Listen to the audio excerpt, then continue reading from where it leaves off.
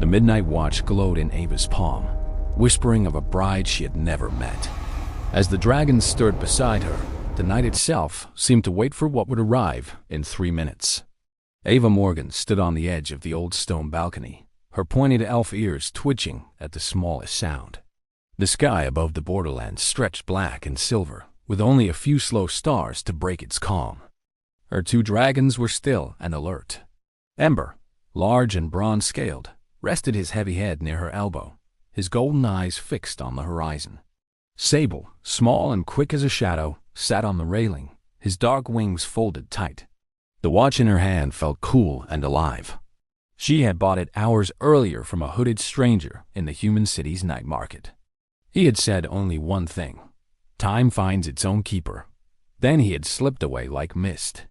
The watch had seemed harmless at first, but when midnight came, it spoke in a voice that sounded neither human nor elf. It said, clear and calm, "Your bride arrives in 3 minutes." Ava had stared at the watch, startled, unable to answer.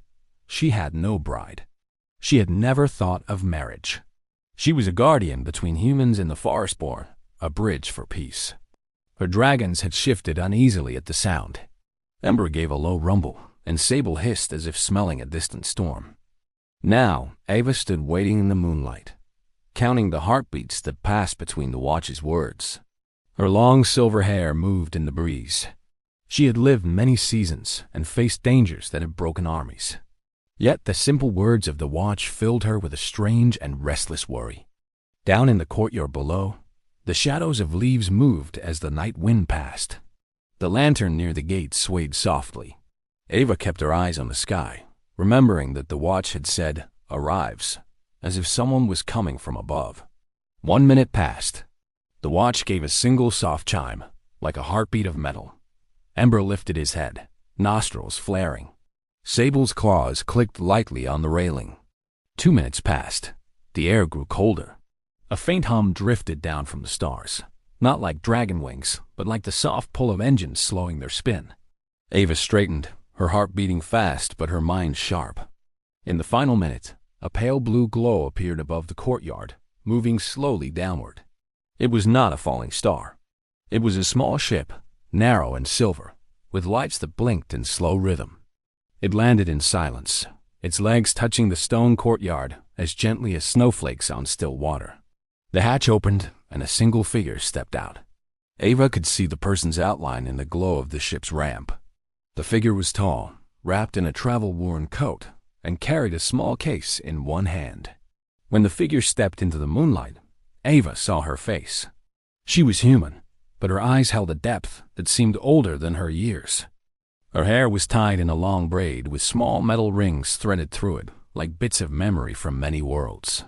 Her clothes showed signs of journeys, patched at the elbows, faded at the seams, strong enough for space, but humble in style. Ava did not move from the balcony. She called down in a clear, calm voice. "Who are you, and why has the watch spoken of you?" The woman looked up.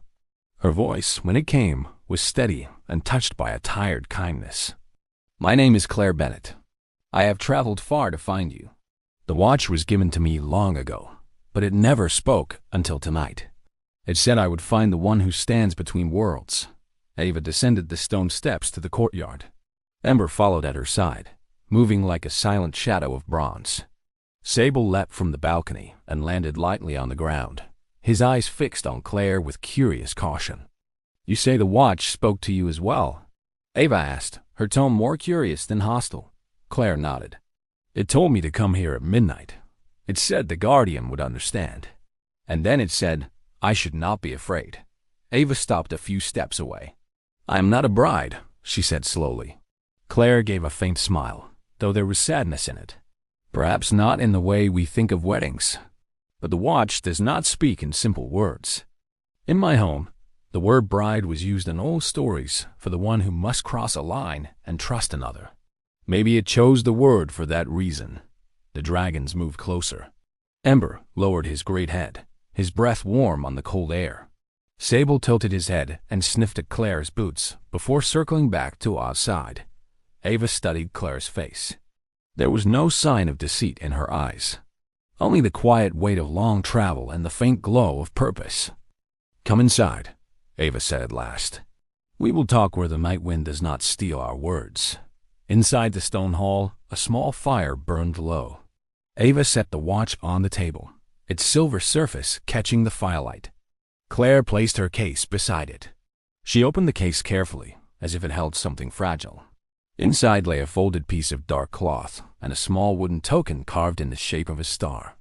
"This token," Claire said softly, "was given to me by a man who once saved a city on the Rim Worlds. He was human. He spoke of the elves who had stood beside his people in a time of great danger. He asked me if I ever found the guardian who still watches over the borderlands to pass this to her. He called that guardian the Bride of Hope."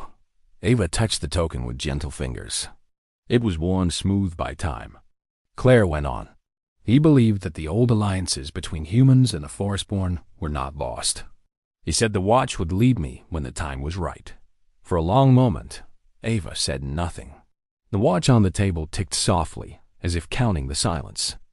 Ember rested his head near her chair, and Sable coiled by the hearth, his eyes half closed but alert. At last Ava spoke. "If the watch has brought you here, then the story it means to tell is only beginning. I do not know yet what it asks of us, but I will listen." Claire met her gaze and nodded. "I came to listen as well. The road ahead is not easy. The Rim Worlds are stirring with unrest. Old fears are rising again.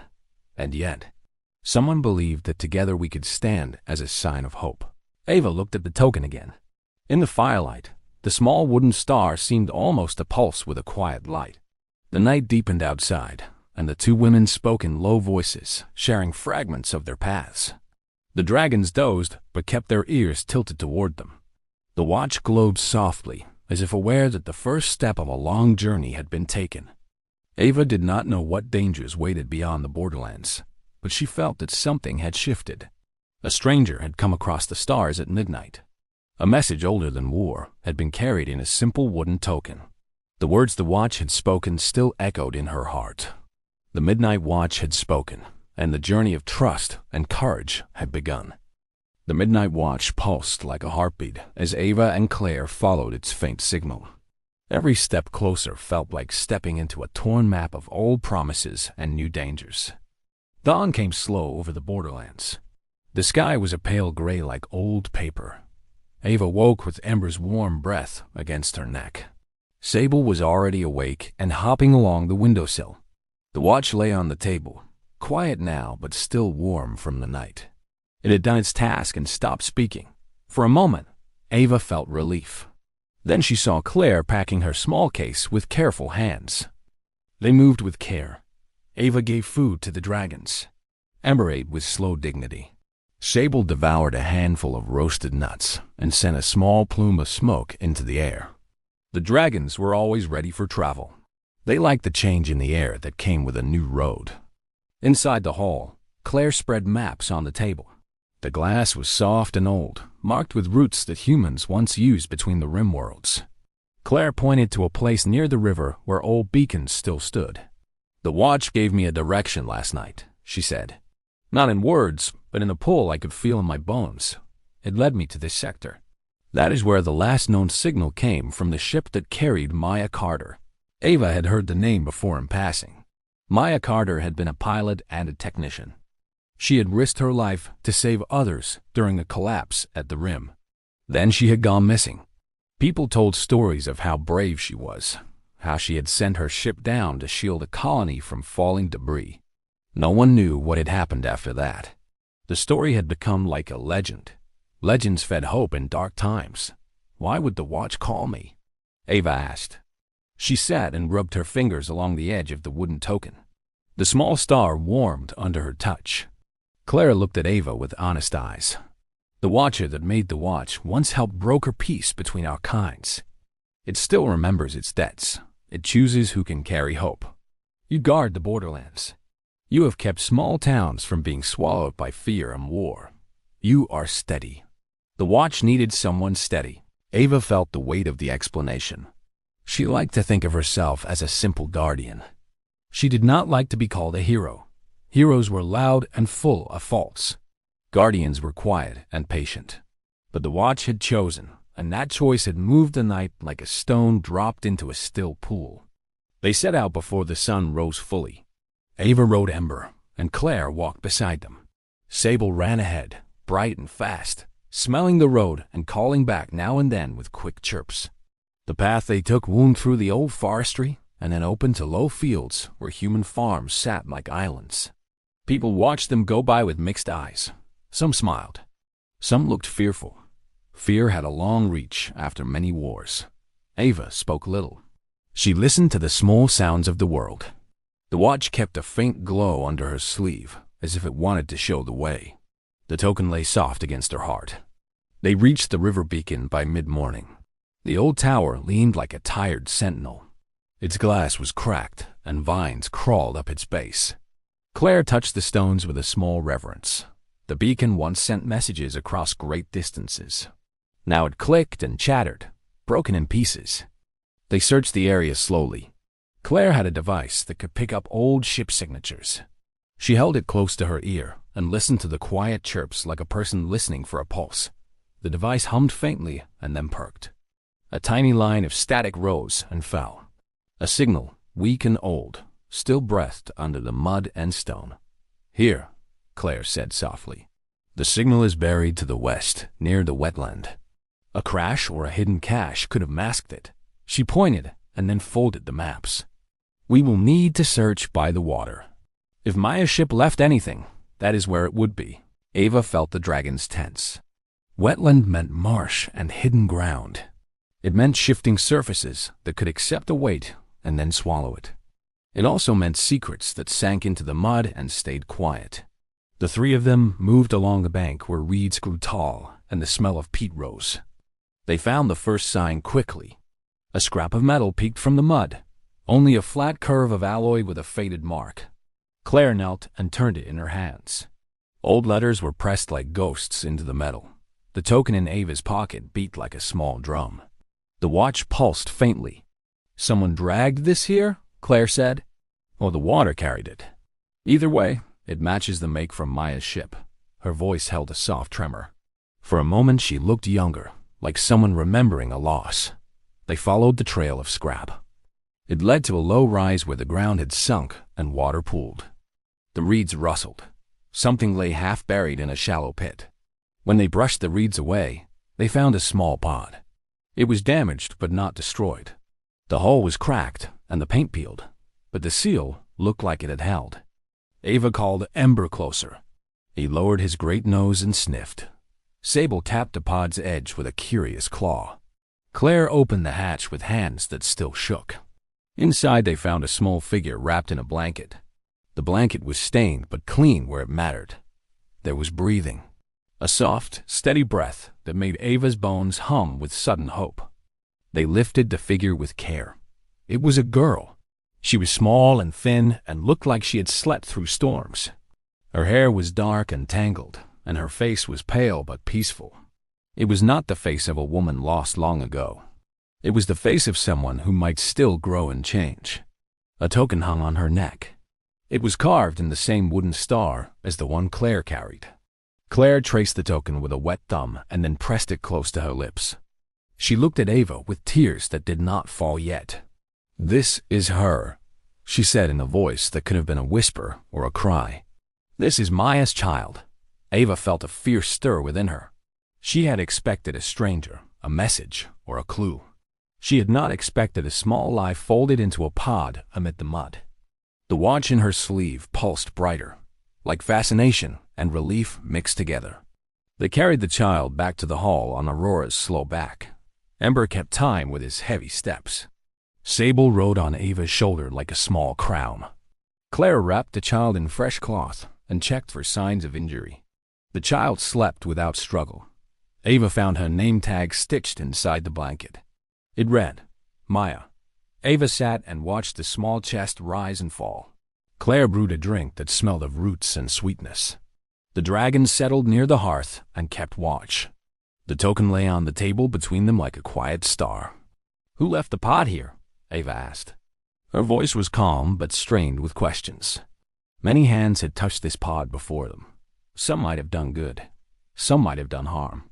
Claire looked down at the sleeping child. "I do not know," she said. "The ship that carried Maya may have crashed, but I think someone tried to hide her. Someone wanted to keep her safe. Or someone left her behind in fear." Someone left her behind in fear.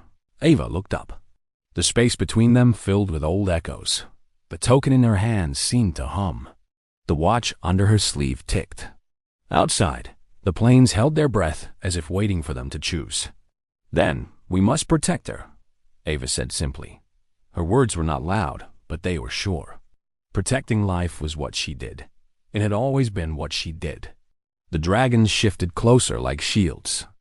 Claire nodded and pressed her forehead to the child's temple for a long moment. Then she set a small device beside the token. It was a recorder with a single message. Claire pressed play. A thin voice filled the room, trembling, raw with the memory of love. "If anyone finds this," the voice said, and it was Maya's voice, "I ask mercy and mercy for my child. Name her Lena. Tell Lena that she is loved. Tell Ava Morgan that I trust the Borderlands. Protect her." Claire turned to Ava. Her eyes shone. "She asked them to tell you," Claire said. "It seems Maya believed in you, even from the edge of the dark." Ava felt a quiet ache and fierce warmth. Maya had trusted them. A small child named Lena lay sleeping with a wooden star at her throat. The watch had spoken of a bride. The words settled into a new shape. A bride of hope. A promise passed down. A life to be kept. Yet danger did not sleep. The recorder kept a faint static under the voice. Someone had been near when Maya left the message. The mud around the pod had prints. Small prints and large ones. Marks of tools and of hurry.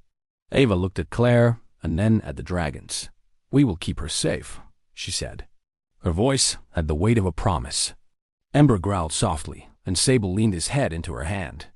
Outside the hall, beyond the low walls and the old beacons, a shadow moved on the ridge. A watcher saw three shapes and frowned. Information traveled slowly now, but it traveled.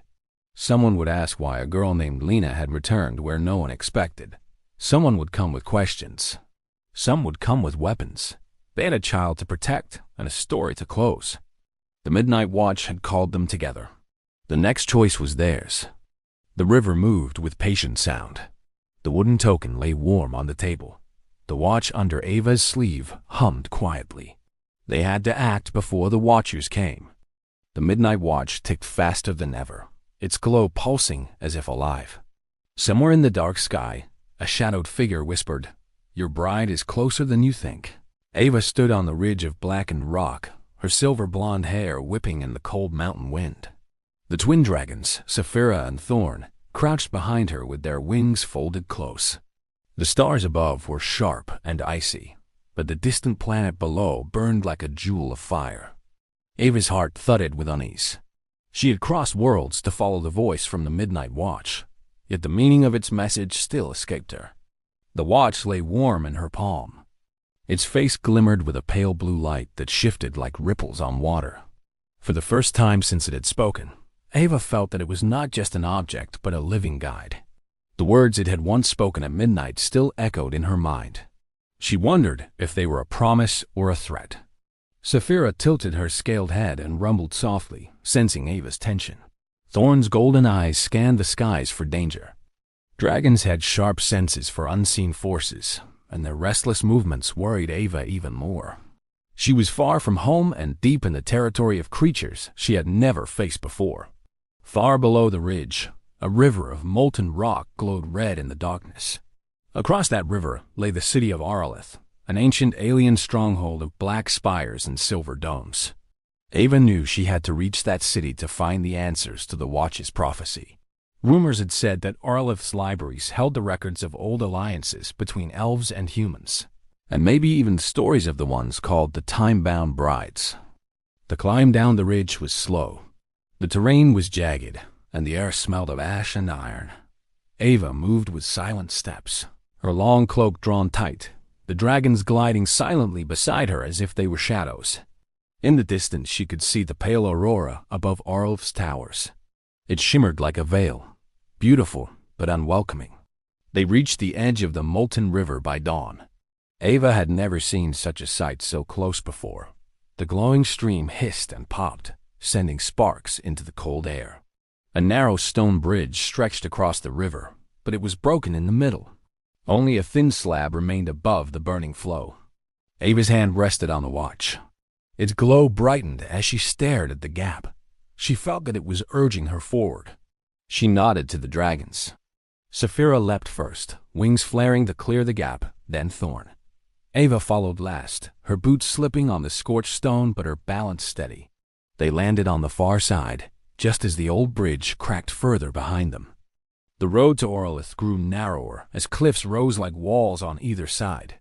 Carved symbols lined the stone, faint but still visible. Ava paused to study them. The marks were Old Elvish, though rough and weathered. She read the words softly to herself. "Beware the keeper of the veil. He guards the gate where time bends." A chill traced her spine. The watch pulsed in her palm as if it had recognized the warning.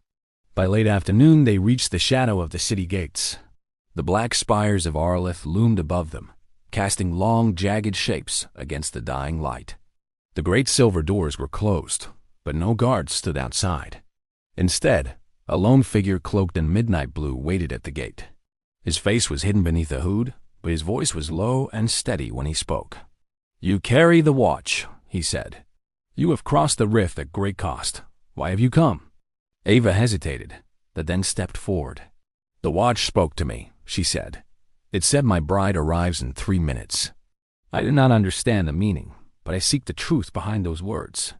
The hooded figure tilted his head slightly. "The watch does not lie, but its words are rarely understood until the hour is near. If you would find your answer, you must pass the Keeper of the Veil. Beyond him lies the Hall of Records. Few who enter return the same." Thorn shifted his weight and growled softly, and Saphira's wings trembled in unease. Ava steadied them with a touch. "Then I will face the Keeper," she said. "I have come too far to turn back now." The figure raised his hand, and the great silver doors groaned open. A path of pale stone stretched into the heart of the city, lit by cold blue flames and iron lanterns. The air grew heavy as they entered, the sound of their steps echoing on the empty streets. The city seemed abandoned, yet Ava felt as if unseen eyes followed them from every shadow. They came at last to a vast archway carved into the side of the largest spire. Its gates were shaped like entwined dragons, their eyes made of faintly glowing crystal. As Ava stepped toward the gate, the watch in her hand grew hot. She drew a slow breath, sensing the presence of the Keeper beyond. The dragons lowered their heads, ready to strike if danger came. Ava lifted her chin and walked forward, her cloak brushing against the cold stones. A deep voice rumbled from beyond the gate. "Who seeks the truth at the edge of time?" "I am Ava," she said steadily, "an elf born of 2 worlds. The watch called me, and I have come to learn why." The gate shuddered and slowly opened. A massive figure stood in the dark chamber beyond. Its form was vaguely human, but made of shifting shadow and light. Where its eyes should have been were 2 spheres of silver fire. It raised one great hand toward her. "The watch chose you," the Keeper said, "but choice is not destiny. Step forward, child of the wandering star, and face the memory of what you seek." Ava stepped into the chamber. The dragons followed close, their claws scraping on the polished floor. The gate closed behind them with a sound like a distant bell. The air grew cooler, and the silver light in the Keeper's eyes brightened. For the first time, Ava felt the weight of the watch in her palm as more than metal. It pulsed like a heartbeat. "Your bride," the Keeper said, his voice low and resonant, "is not merely a promise of union. She is the one whose arrival will test the will of your kind." The watch counted down the moment she would cross the veil. But time has been broken. The 3 minutes spoken are scattered across years. Ava's breath caught in her throat. She had followed the watch believing it led her to a single person, a single moment. Now she realized the message was far more complex. She clenched the watch tightly, feeling the dragons close in on either side of her. "What must I do?" she asked. The Keeper lowered his great hand until it rested near the floor, almost in a gesture of blessing. "To mend the scattered minutes, you must first enter the Hall of Records. There you will find the name of the bride, and the reason time itself fights against her arrival. But beware. The hall does not give answers freely. It shows what must be seen, not what one wishes to see. The blue flames around the chamber flickered as if in warning. Ava nodded once, her heart heavy but resolute. She turned toward the far door that led deeper into the spire. The dragons followed in silence, their eyes glinting in the dim light. Behind her, the keeper watched, his silver-lit eyes unblinking. As the door to the hall creaked open, the watch in Ava's palm ticked once, loud and clear, as if marking a moment in the unseeing flow of time. The door to the Hall of Records opened with a slow, echoing creak. A faint wind carried the scent of old stone and something older still, like dust from forgotten stars. Ava stepped forward, the dragons following close behind, their wings brushing the carved walls. The light from the watch in her hand brightened, casting long, shifting shadows across the floor. The hall stretched endlessly ahead, lined with pillars shaped like intertwined branches. Between the pillars floated glowing scrolls and crystal shards. Each shimmered with faint words and fragments of distant voices. The air hummed softly, as if the hall itself was alive and listening. Ava paused. Her heart beat hard in her chest. This was the place the keeper had warned her about. She knew that whatever she found here would change not only her own path, but perhaps the path of her entire people. Saphira's scales brushed her arm as if to remind her she was not alone. Thorn lowered his massive head beside her, his golden eyes alert. She took a slow breath and stepped further inside. With each step, the watch in her palm grew warmer. It pulsed like a second heartbeat, faster now, as if sensing how close they were to the truth. She followed the faint trail of light that wound between the pillars until it stopped before a tall, arched doorway framed by dragon wings carved in stone. Above the arch, a single line was engraved in Old Elvish. "Every hour has its price." Ava touched the cold stone, feeling the weight of those words. Then she pushed the door open and entered the inner chamber. Inside stood a single pedestal of white stone. Resting on it was a round crystal sphere, and within the sphere danced flickers of silver light. As Ava approached, the light formed the shape of a distant figure, a woman standing beneath a sky torn by lightning. Her hair streamed like silver ribbons, and her eyes burned with fierce determination. Ava's breath caught at the sight. "Is this the bride?" she whispered. The crystal glowed brighter, and the figure spoke, her voice soft but carrying a strength that filled the chamber. "I am Alara," the vision said. "Long ago I crossed the veil to hold back the rift in time. The watch was forged to count the moment I would return. 3 minutes for me were 3 centuries for you. The moment of return is near." Ava's chest tightened. The watch's message had been no mere riddle. It had been a promise kept across the tearing of time itself. She wanted to ask so many questions, but the vision continued. "You are the chosen bearer," Alara said. "Only one who walks between worlds, elf yet bound by the will of humanity's cause, could guide the dragons and guard the watch. But the veil is breaking. If I return without the path mended, the rift will destroy us both." Ava's fingers clenched around the warm watch. The dragons shifted uneasily, sensing the weight of what was being revealed. She found her voice and asked, "What must I do to mend the path?" Alara's image in the crystal tilted her head gently, as if offering comfort. "You must light the 3 fires of memory. Each burns in a different place, one in the heart of Auralith's spire, one in the roots of the dragon's cradle, and one in the skyport of the human fleets. When the 3 fires burn as one, the veil will open, and the minutes scattered across centuries will be whole again."